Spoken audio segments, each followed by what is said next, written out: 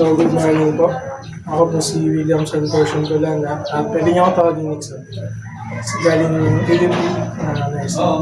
So, bago po tayo mag-start, pwede po bang mag-video or Okay lang. So, yun po yung concept. Lagay mo dito po ng pangalan. Then, date, tapos pirma.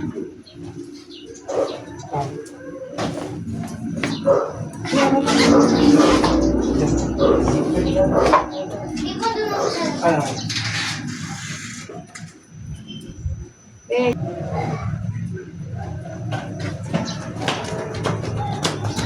Address. palabas.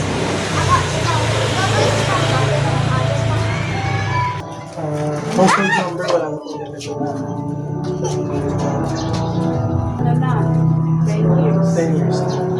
Saan po kayo dati nakatira? Kung meron po ba kayong tinitirhan dati? San Pedro ba? Family size. Ilan po kayo sa pamilya ngayon? Ano po ang inyong religion? Sino po ang kanilang head of the family? Or ano mo? Bien. Sino po ang pangalawa? Ilang taon na po si head of the family? Si Tita. 15. Sino po ang pangatlo sa kanilang Sama ko. si Angie? Ilang taon na po si Angie?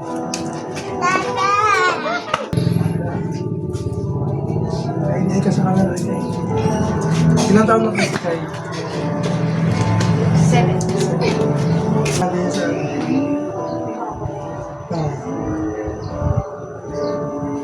So, tayo po ay extended family kasi pamilya, mag-asawa kayo ni Angie doon. Ngayon lang, may lola at lola na tayo.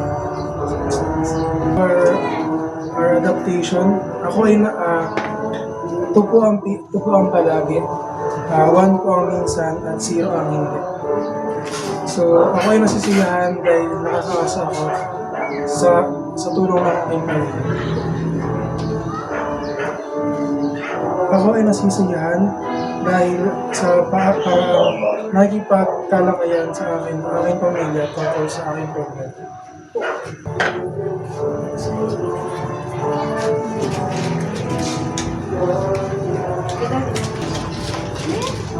So, ang next ko na yung napangasin mo is the one who supplies the bulk of the income of the family. Sino ang dito na kumikita sa iyo?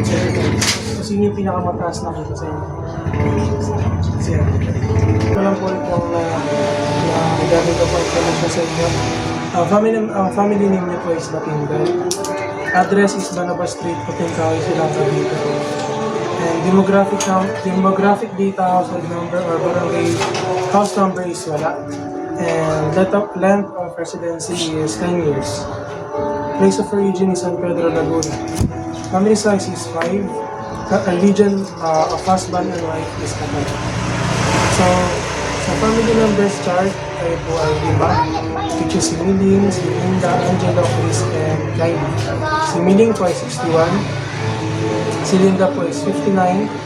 Si Angela po is 29. Si Chris po ay 31. And si Kylie po ay 7. Apat po sa inyo is ay married, si Miling, kay Linda, si Angela, kay Chris. So, ang head of the family po ninyo is Miling. So, description po ng inyong family is extended kasi sa tatlong members ng pamilya meron po doon.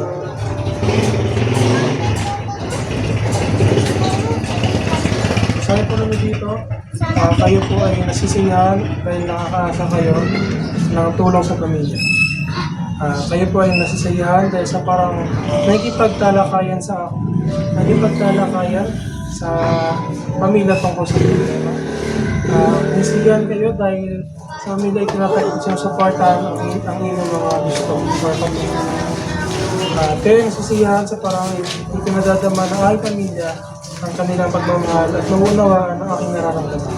At last is, ako yung siya ng aming pamilya at ako ay nagkaroon ng panahon sa isa't isa. So, yun po ay ito lahat, which is palagi. And mag-result po ito ng So, sa family functions and roles. Sa family functions and roles is nag-result po ito ng matriarchal dahil mas lamang po ang role ng babae sa tatay. So, significant others aside from parents is wala naman po. And socio-economic and cultural characteristics hindi po ay Filipino, Catholic, high school graduate, and driver. And si Linda po is Filipino, Catholic, high school graduate, and sari-sari store. Angelo is Filipino, Catholic, high school graduate, and production operator. Si Chris ay, which is kayo po, is Filipino, Catholic, high school graduate, and application. Si Kylie po is Filipino, Catholic student, and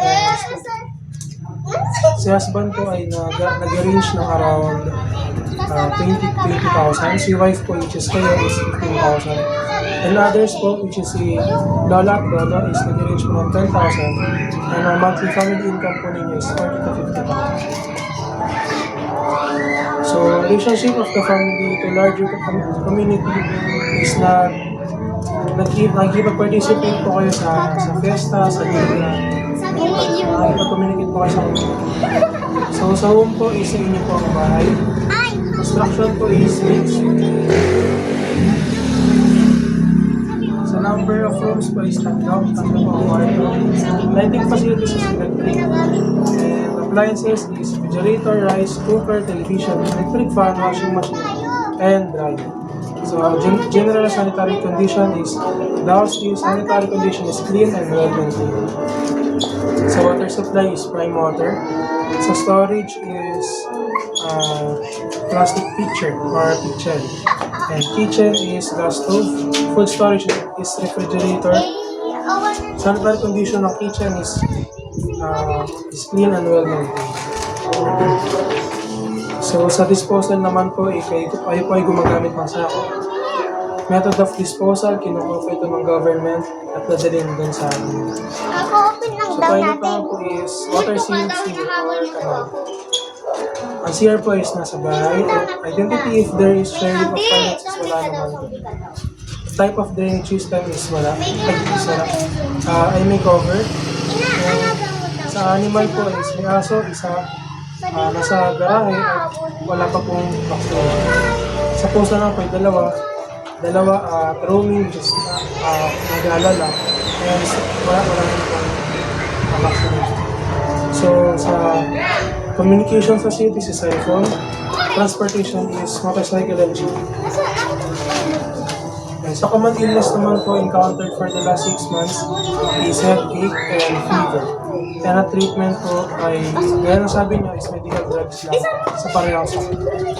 So, nutritional assessment, nakainin po, mga dahan ka po is egg and rice, lunch is chicken and rice, supper is milk and biscuit. So, then lastly, kino po kayo nalapit sa pag may problema sa kalusugan, sabi niyo po ay sa midwife and sa nurse and health services. And last one po is for problems or other than health, whom do you consult as family members and relatives. So, dito na po nagtatapos sa aking interview. So, good evening po. Po si Williamson portion ko lang or pwede niyong tawagin Nixon portion ko lang.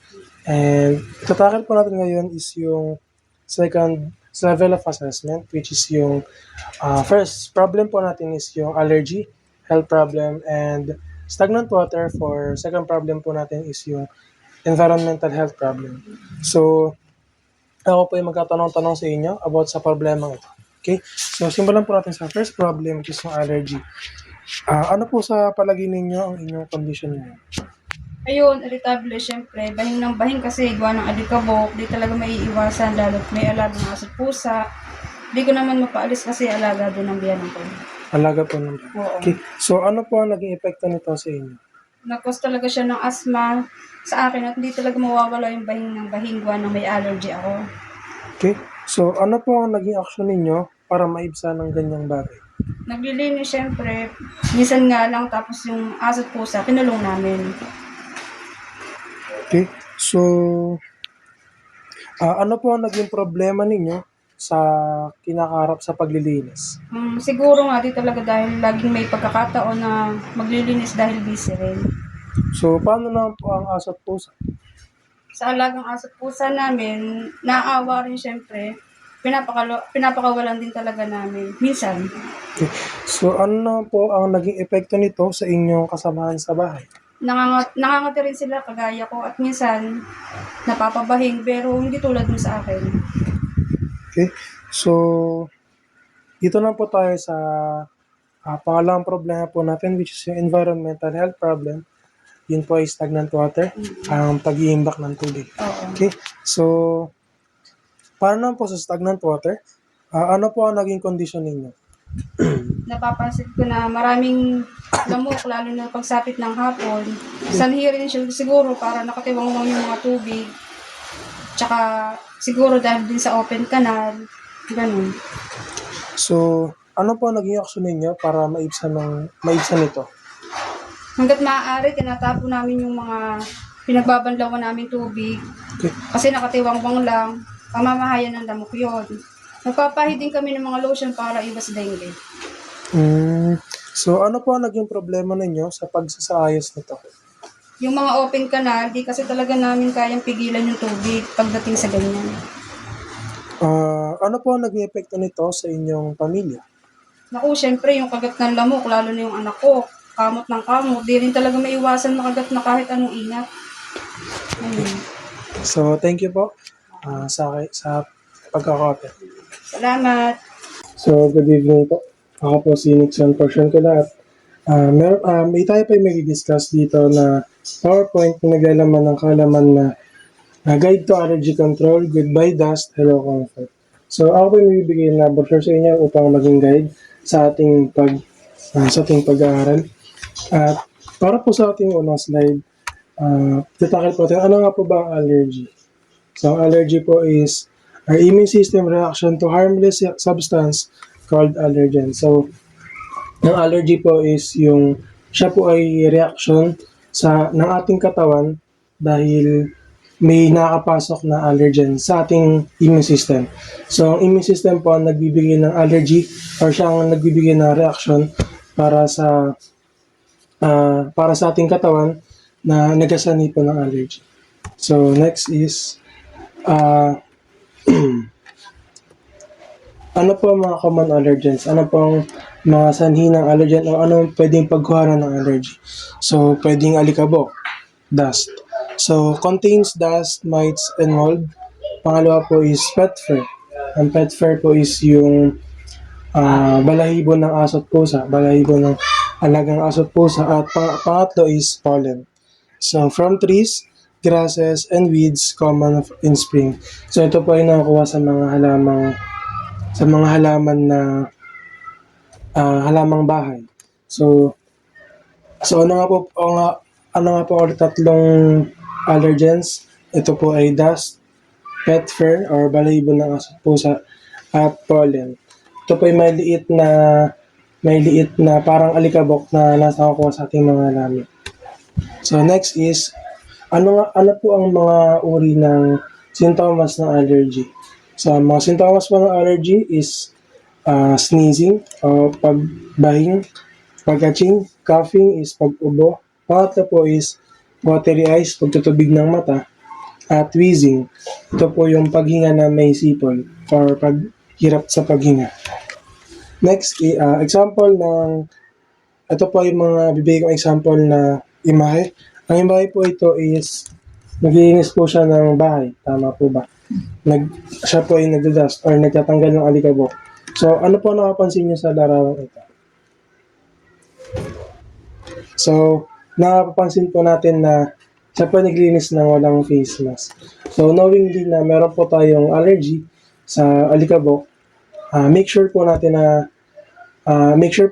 tayo po yung maglilinis ng bahay, tayo po yung mag-aalikabok ng bahay, tayo po ay maglinis ng bahay na naka-face mask upang maiwasan ng allergy. So, pangatlo po, ang larawan na ito ay nagbibigay ng example na ang mga aso at pusa ay nakapwesto sa ating higaan. So ito po ay pwede maging cause ng allergy natin gaya po na nabanggit na kayo po ay may allergy or nangangatay sa mga ganitong pangyayari. Ito po ay pwedeng maging sanhi ng allergy. So ito pong video na ito is ito po ang pwedeng maging sintomas ng mga larawan na pinakita ko kanina. So tips to reduce allergy triggers. Ito po ang pwedeng tips na para mabawasan ng ating allergy or pwedeng maging sanhi ng allergy. Una po is frequent cleaning routine. Pag araw-araw ng paglilinis o umaga at hapon ng paglilinis, ito po ay pwedeng pag-vacuum, pwedeng pagwawalis, pwedeng pagmamap, at pwedeng pagtatanggal ng mga alikabok. Pangalawa po is limit pets inside the house. Pag-limit po ng alagang paso at pusa sa loob ng bahay. Pangatlo po is groom pets regularly upang mabawasan ang mga tawag dito, mga balahibo ng aso at pusa na pwede nating malanghap at pwede maging cause ng allergy is pangapat po is ito naman po is hindi naman required pero pag magmeron po is mas okay naman siya. So use air purifiers and dust filters. Ito po isang kagamitan na inilalagay sa loob ng bahay o sa loob ng pwesto ng bahay upang magsara ng ating hangin. Kung maging malinis at patanggal ng pwede maging sanhi ng allergy. So allergy resources and support. So, kayo na nga po tayo pwedeng lumapit sa health center services. Sila po ay nag-offer ng routine check-ups. Sila po ay nag-offer ng allergy testing, skin test, and blood testing. And pangatlo po is symptom monitoring. Ito po ay pinagmamasdan po nila ang mga sintomas. Gaya po ng sabi ko kanina, ang mga sintomas ay pag-ubo, pag-atching, pag-watery eye, pagluluha ng mata at pamamaga ng ng bibig at ng muka. So, pangalawa po is where to get allergy medication. Saan po tayo pwede makakuha ng mga gamot panlaban sa allergy. So, pwede po sa ating local pharmacies, gaya po ng Mercury Drug, gaya po ng Watsons, and gaya po ng TGP na meron po malapit dito sa atin. Pangalawa po is healthcare centers. Meron po tayong walking distance na healthcare centers na nag-offer ng free and discounted medical supplements. And pangatlo po is OTC options, antihistamines. So antihistamines po is siya po yung ito po yung uri ng gamot na lumalaban sa allergy. Sila po yung tumutulong sa atin para malabanan ng allergy. Pangatlo po is when to seek professional help. Kailan po tayo hihingi ng tulong sa mga professional. So, breathing difficulty and chest tightness. Hirap sa paghinga at paninikip ng dibdib. Pangalawa po is swelling of face or lips. Ito po ay pwedeng maging sintomas din sa gaya ng pamamaga ng mukha at pamamaga ng bibig. Persistent or worsening symptoms. Patuloy na paglala ng mga sintomas gaya ng pag-ubo, pagbabahing, pag tuloy-tuloy na nangyari ang mga sintomas sa matagal na panahon at paglala ng mga ito. And last is sign of anaphylaxis. Anaphylaxis po is paglala ng isang allergy or pagtagal ng isang allergy. So, yun lang po. And tayo po ay mag-short quiz. So, tayo po ay magkakaroon ng short quiz about sa lecture natin kanina. So, ano ang ibig sabihin ng allergy po? Ano po ang ibig sabihin ng allergy para sa atin? Maruming kapatid na, malikabok. So, dito po nakakuha ang allergy. May mga alaga kami, mga hayop. Nasa loob ng bayang pusa. May mga allergy. So, ito po ay pwedeng pagkuha ng allergy. So, ano ang sintomas ng allergy at ipinapakita sa mga larawan? May napakita po ang mga larawan dito. So, ano po ang pinapakita sa mga larawan? Bahing ng bahing at ubo ng ubo at nagduluwa ang mga mata. So, next question po. Magbigay ng isa sa mga tips na maaari mong gawin sa bahay upang maiwasan ng allergy. So, clear na lang po natin. Kailangan malinis kapaligiran at hindi kami araw-araw naglilinis kasi may mga trabaho. Sa laki ng bahay namin, hindi namin malinis maayos. Wala din po. Labas-pasok ang mga pusa namin. So, paglilinis po ang ano dito, ang pwede maging sagot sa mga ito. Paglilinis. Kailangan may maglinis, magwalis-walis, Oh. magpunas-punas sa mga likabok, mga lamesa, mga ano. So, next question po. Kung sakali makakaranas ka ng matinding sintomas ng allergy, kayo na po tayo lalapit or sino po ang natin pupuntahan? Sa bagay, malapit ang aming health center. Kailangan muna magpa-check up bago bumili ng gamot. Kasi, hindi kayo man basta-basta bibili ng gamot para sa allergy. Opo. Kung hindi, ano sa'yo. Check up. Kasi minsan, bibili ka ng allergy na gamot sa hindi naresetahan, Hindi po yun. hindi maano sa yung Pwede po maging mas malala pa. mas malala. Opo. So, last question. Ibahagi ang isang personal na dahilan kung bakit ito po ang katanungan na to. Ano po ang naging sagabal upang mahirapan tayo sa ating paglilinis? Daming trabaho. Busy po. Busy. Mga anak ko may mga trabaho. Hindi araw-araw nakakapaglinis. Opo. So, yun po. Yun lang. Thank you po. Ayun. Thank you po sa cooperation.